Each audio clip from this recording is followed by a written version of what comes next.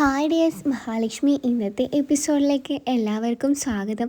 അങ്ങനെ മഞ്ജു ആണെങ്കിൽ മഹാലക്ഷ്മിയും കൊണ്ടാണെങ്കിൽ കമലേശ്വരം വീട്ടിലോട്ട് വരുന്നുണ്ട്. 7ാം മാസത്തിൻ്റെ ചടങ്ങുകൾ നടത്താൻ വേണ്ടിയാണ് മഞ്ജു മഹാലക്ഷ്മിയും കൊണ്ട് നമ്മുടെ കമലേശ്വരം വീട്ടിൽ എത്തുന്നത് തന്നെ. മഹാലക്ഷ്മി വന്നുടൻ തന്നെ നമ്മുടെ ദുർഗയും കരുണയും ഉണ്ണിയും നമ്മുടെ മഹാലക്ഷ്മിക്കെതിരെ തിരിയുന്നുണ്ട്. എന്നാൽ കരുണയ്ക്കാണെങ്കിൽ ഇപ്പോൾ വലുതായിട്ട് നമ്മുടെ മഹിയോട് ദേഷ്യം കാണിക്കാൻ കഴിയില്ല. കാരണമെന്ന് വെച്ചാൽ പ്രതാപൻ്റെ അവസ്ഥ വളരെയധികം തന്നെ അറിയാവുന്ന ഒരാളാണ് കരുണ. കരുണയ്ക്കറിയാം അച്ഛൻ എന്തായാലും ഈ കാര്യം ഇവിടെ വന്ന് പറഞ്ഞാൽ എൻ്റെ കാര്യത്തിന് ഒരു തീരുമാനമായി.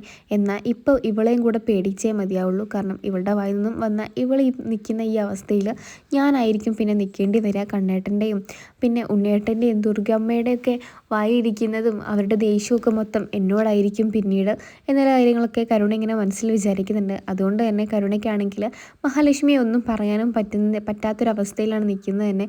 അപ്പോൾ നമ്മുടെ ദുർഗയാണെങ്കിൽ എന്നാൽ ഭയങ്കരമായിട്ട് ഒട്ടും വിട്ടുകൊടുക്കാതെ ഭയങ്കരമായിട്ട് പൊട്ടിത്തെറിച്ച് നീ ഭയങ്കര ഒരു മന്ത്രവാദിയാണ്, നിനക്ക് എല്ലാവരെയും ഇല്ലാതാക്കാനുള്ള ശക്തിയുണ്ട്, നീ ഇത്രയും കാലം എൻ്റെ കുഞ്ഞിനായ എൻ്റെ ഉണ്ണിമോനെ നീ ദ്രോഹിച്ചു, കാരണം നീ അങ്ങനെ ഓരോ കർമ്മങ്ങളും കാര്യങ്ങളൊക്കെ ചെയ്തുകൊണ്ടാണ് അവനിങ്ങനെ ആയത് എന്നുള്ള കാര്യങ്ങളൊക്കെ ദുർഗയാണെങ്കിൽ ഇങ്ങനെ പറയുന്നുണ്ട് നമ്മുടെ മഹാലക്ഷ്മിയോടാണെങ്കിൽ. മഹാലക്ഷ്മി പറയുന്നുണ്ട്, ഞാൻ അങ്ങനെയൊന്നും ചെയ്തിട്ടുമില്ല, പറഞ്ഞിട്ടുമില്ല ആരോടത്തും, എനിക്കതിൻ്റെ ആവശ്യവുമില്ല. നിങ്ങൾ ഓരോരുത്തരും ചെയ്യുന്നതിൻ്റെ പ്രതിഫലമാണ് നിങ്ങൾക്ക് ഓരോരുത്തർക്കും കിട്ടുന്നത്, അല്ലാതെ ഞാൻ ആരെയും ദ്രോഹിക്കണമെന്ന് ആഗ്രഹിച്ചിട്ടില്ല എന്നുള്ള കാര്യം മഹാലക്ഷ്മി ആണെങ്കിൽ പറയുന്നുണ്ട്. അപ്പോൾ കരുണയാണെങ്കിൽ ഒന്നും മിണ്ടാതെ നിൽക്കുമ്പോൾ ഉണ്ണിയാണെങ്കിൽ കരുണയെ തന്നെ നോക്കി നിൽക്കുന്നുണ്ട്. നീ എന്താ ഒന്നും മിണ്ടാത്തത്, നിനക്കായിരുന്നല്ലോ ഭയങ്കരമായിട്ട് ദേഷ്യവും കാര്യങ്ങളൊക്കെ ഇവൾ വരുന്നതിൻ്റെ മുമ്പേ, ഇപ്പം എന്താ നിൻ്റെ സംസാരമൊക്കെ എവിടെ പോയി എന്നൊക്കെ ഉണ്ണി ഇങ്ങനെ ചോദിക്കുന്നുണ്ട് നമ്മുടെ കരുണയോടാണെങ്കിൽ. അപ്പോൾ കരുണയാണെങ്കിൽ ഒന്നുമില്ല ഉണ്ണിയേട്ടാ, എനിക്ക് എന്ത് പറയണം, ഞാൻ ഒന്നും പറഞ്ഞിട്ട് കാര്യമില്ലല്ലോ, എപ്പോഴും ഇങ്ങനെ തന്നെയല്ലേ ഓരോ ഇതിലും നിൽക്കുന്നത് അവൾ, പിന്നെ ഞാൻ എന്ത് പറയാനാ എന്നുള്ള രീതിയിൽ നമ്മുടെ കരുണ ചോദിക്കുന്നുണ്ട്. അപ്പോൾ ഉണ്ണി പറയുന്നുണ്ട്, നീ ഇങ്ങനെയൊന്നും ആയിരുന്നില്ലല്ലോ കരുണ മുന്നേ, ഇപ്പോൾ നിനക്ക് എന്തൊക്കെയോ ഒരു മാറ്റങ്ങളുണ്ട്, നീ എന്തിനാണ് മഹാലക്ഷ്മിയെ പേടിക്കുന്നത്, എന്താ നിൻ്റെ എന്തെങ്കിലും കാര്യം അവൾക്കറിയോ എന്ന് ചോദിക്കുന്നുണ്ട്. അപ്പോൾ ഉണ്ണിയോട് നമ്മുടെ കരുണ പറയുന്നുണ്ട്, നിങ്ങളൊന്നും മിണ്ടാതിരിക്കുക, നിങ്ങൾ ആവശ്യമില്ലാത്ത കാര്യങ്ങൾ ഓരോന്ന് ആലോചിച്ച് കൂട്ടി ഓരോന്ന് വിഡിത്തം വിളിച്ച് പറയേണ്ട ആവശ്യമില്ലെന്ന് പറഞ്ഞാൽ കരുണയാണെങ്കിൽ അവിടെ നിന്ന് ഇങ്ങനെ മാറിപ്പോവാണ് ചെയ്യുന്നത് തന്നെ. എന്നാൽ നമ്മുടെ വാമനാണെങ്കിൽ സീമന്തിരിയോട് പറയുന്നുണ്ട്, എനിക്ക് ഇപ്പോൾ പേടിയല്ല സീമന്തിരി തോന്നുന്നത്, ആ പ്രതാപിനങ്ങ് കൊന്നു കളയാനാണ് തോന്നുന്നത്.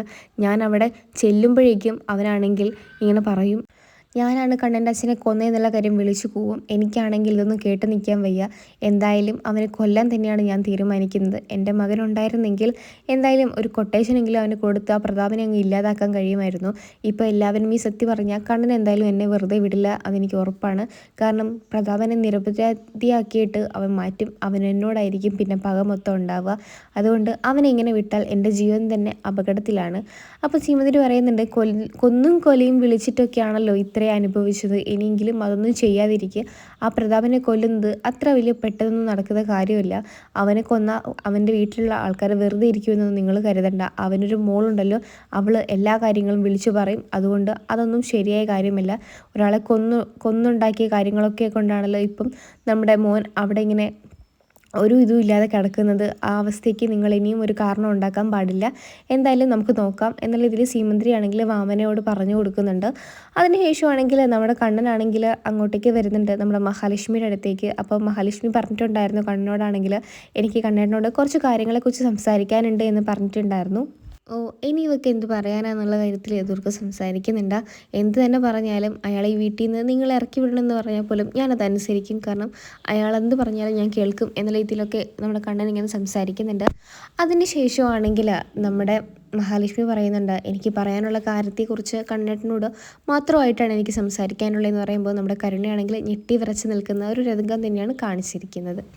റൂമിലെത്തിയ കണ്ണനുമായിട്ട് നമ്മുടെ മഹാലക്ഷ്മി ആണെങ്കിൽ ആ സത്യത്തെക്കുറിച്ച് വെളിപ്പെടുത്തുന്നുണ്ട്. ആദ്യമൊക്കെ കണ്ണനൊരു ഷോക്കായിരുന്നെങ്കിലും തൻ്റെ അച്ഛനെ ഏറെ സ്നേഹിക്കുന്ന കണ്ണൻ ഒരിക്കലും മഹിയെ അത്ര സ്നേഹിച്ചിരുന്നില്ല, എന്നാൽ ഒരുപാട് വിശ്വസിച്ചിരുന്നു. ഇത്രയും വലിയൊരു കാര്യം താൻ എൻ്റെ അടുത്ത് മറച്ചു വെച്ചിരുന്നെങ്കിൽ തൻ്റെ ഇനി മുഖം പോലും എനിക്കിനി കാണണ്ട എന്നുള്ള കാര്യമാണെങ്കിൽ നമ്മുടെ കണ്ണനാണെങ്കിൽ മഹിയെ അറിയിക്കുന്നുണ്ട്. മഹിയോട് ഇറങ്ങിപ്പോവാൻ വേണ്ടിയിട്ട് പറയുന്നുണ്ട്. അങ്ങനെയാണ് ഈ ഒരു പ്രൊമോ റിവ്യൂ അവസാനിക്കുന്നത്. നിങ്ങൾക്ക് ഈ ഒരു സീരിയൽ ഇഷ്ടമാണെങ്കിൽ ചാനൽ ഒന്ന് സബ്സ്ക്രൈബ് ചെയ്ത് സപ്പോർട്ട് ചെയ്യണേ.